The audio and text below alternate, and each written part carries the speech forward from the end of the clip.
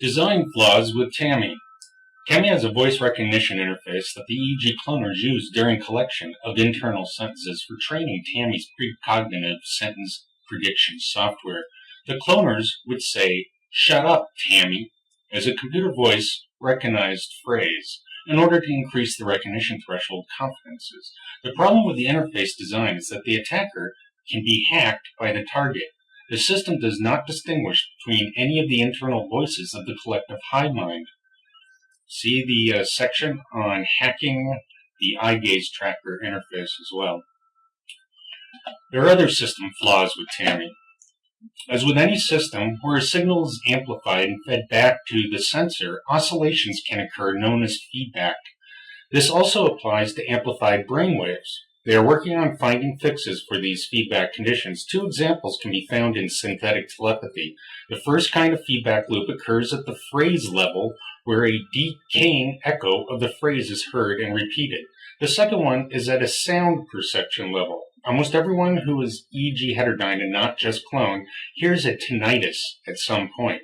If a psychic cloner is just replicating your brain waves onto his, there is no feedback loop.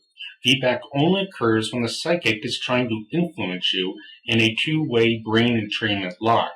The tinnitus is caused by several signals, but the loudest steady-state tone is due to the feedback loop generated from the host's hearing being amplified to the parasite and mixed with his brain waves, and then amplified again and sent back to the host. The feedback frequency is usually around 11,111 hertz. Like with a microphone too close to a speaker, they have to come up with some unusual ways to break the feedback loop. The feedback is automatically detected and a strong secondary pulsing frequency is injected that is slightly off the feedback frequency, which overpowers the conscious focus on the feedback base frequency. This slight change of attention in the brain dampens the tinnitus frequency attenuation and returns the signal to controlled levels, and synthetic telepathy can again be heard. This flaw can be a point of detection and defense. Using a tone generator, a target can identify his or her feedback frequency, playing an overpowering sound at the tinnitus frequency with various modulations, preferably into each ear, will lock into place the feedback loop, thereby rendering a voice-to-skull attack void. However, the annoying high-pitched ring is distracting and could still cause some decreased attention to tasks at hand. Another method the weapons designers came up with is to distract the target's attention from the feedback frequency using body jerks. A sequence of small random limb jerks automatically begins when the feedback frequency is maintained for a few seconds. This too can dampen the brainwave amplification of that signal in order to regain two-way communications. The brain signals of sound perception that are causing feedback are a transformation of actual frequencies, so the appropriateness of the analogy of a microphone too close to the speaker is somewhat limited. Even longer time frame feedback loops exist in heterodyne hive minds. Everyone has encountered something like this while just walking down the street. You see an oncoming pedestrian and you veer to the left. At the same time, the pedestrian veers to his right. You then respond by correcting the other way, and in return he does too. You find yourselves in a comedic dance with a stranger. Most victims of government practice torture and kill programs die unnatural deaths from car crashes, heart attacks, suicide, and cancer that the weapons test program managers justify mostly as secondary effects from the testing. While there are many purposeful attempts to make people crash, most crashes are probably caused by secondary effects. Driving while talking on a cell phone has been compared to being legally drunk in terms of increased risk due to the distraction. Similarly, voice-to-skull harassment is a much more profound distraction with proportionately increased risks. But an anomalous feedback loop of physical intentions also occurs, decreasing the ability of a target to operate a plane or vehicle properly. EEG hive mind participants share almost every desire, from hunger to scratching an itch. When one person is driving and pressing on the gas or brake pedal, the other people in the hive mind have the urge to tap their foot. Their urge to tap their foot is amplified back to the driver, who then presses harder or softer on the gas. It leads to a very jerky ride. It is the same comedic dance that occurs with pedestrians avoiding each other. In engineering, this feedback system is called resonance, or instability due to underdamping of the signal. In response to these higher-level brain pattern resonances, brainwave filtering methods are being developed to dampen all these abnormalities that occur in the most wasteful and unnatural configurations of brains currently being researched, called EEG cloned hive minds. This is how your tax dollars are being wasted and keeping the aliens on welfare. So now for a stupid alien trick. The aliens often amuse themselves by leaving clues in their words spoken to their projects. One of the phrases that repeated over and over again to me was, "You are the one." This is a clear reference to Neo in the movie The Matrix, who everyone referred to as the One. Neo was the one whom the Oracle prophesied would save the humans from the machines. Well, as I conducted more research, to my surprise, the pitch of my newly acquired tinnitus was exactly 11111, 11,111 hertz. The aliens laughed at my discovery, and it was never mentioned again. I hate aliens. And just as a reminder, alien is merely a code word to mean CIA agents or DOD, DIA, NSA agents. It's all grouped together. That is their favorite cover story. So I say it merely as sarcasm. So if you take a look at your data disk, you'll get to see a screenshot of the Satan system, the war room that houses the Satan system. It's an interface for the next generation of weapons that just target the nervous system. And you'll see it uses an eye gaze tracking interface. And to start up a torture, the eyes drag the menu item, which is some sort of torture, to a sandbox area that activates it. Another menu on the sandbox, if you stare at it, a menu list displays showing all the active tortures on that person, and then by selecting one of them and dragging it back to the other menu area, it is deactivated. The lettering on the pull-down menu items have a cryptic language on them. It looks like a combination of Russian, Greek, English, Egyptians, hieroglyphics, Japanese, Chinese characters.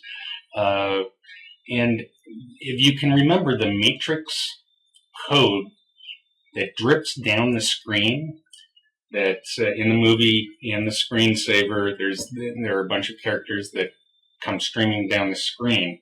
Well, for each menu item in the eye gaze interface, there is a unique blend of symbols derived from the various languages of the planet. It was created so that it can be used by and on any nationality in the world without clues to the real country of origin doing the attacking. In this case, in case there is a visual filter breach, the target sees the screen. That is why it looks both alien and native. The Matrix code characters which stream down the screen are really just the pull-down menus expanding and then submenus expanding with this language-independent interface. It's sort of interesting to see how it was interpreted in the movie The Matrix. And you can see, if you take a look at the evidence, the documents, and the appendix on NASA's mind control program with children. NASA conducted mind control on children as testified by an astronaut. The children, who are now grown up, were involved in MK Ultra-like programs and have recovered most of their memories. One child says that they were trained to read intergalactic symbols developed by NASA for the purpose of communicating with extraterrestrial civilizations. It is these symbols that are used on the Satan torture and psychic warfare interface that I have seen and approximated in the screenshots in the movie The Matrix. They were not developed for speaking to extraterrestrial aliens, but just the evil ones born here on Earth. Scary alien quotes. Will you tell anyone that we planned the assassination of Kennedy and screwed up Michael Dukakis' speeches? We've done this to so many doctors, none of whom could figure it out. We are going to turn a Harvard grad into a homeless bum within a year, unless you can stop us. If we can do it to you, we can do it to anyone. Remote-controlled heart attacks. Don't panic. There are two methods used to induce heart attacks by electromagnetic energy. Here's the trick behind the first method of remote-controlled heart attacks and how you can defend against them. It was theorized by Russian scientists that a runaway adrenal panic process in conjunction with stimulating the heart to beat faster and causing some vasoconstriction could lead to a heart attack. This was done on me several times where I passed out on one occasion, but I am young and healthy. It would definitely work on the elderly. It is mostly a head game. It is true that they can speed up the heart rate with EEG brainwaves.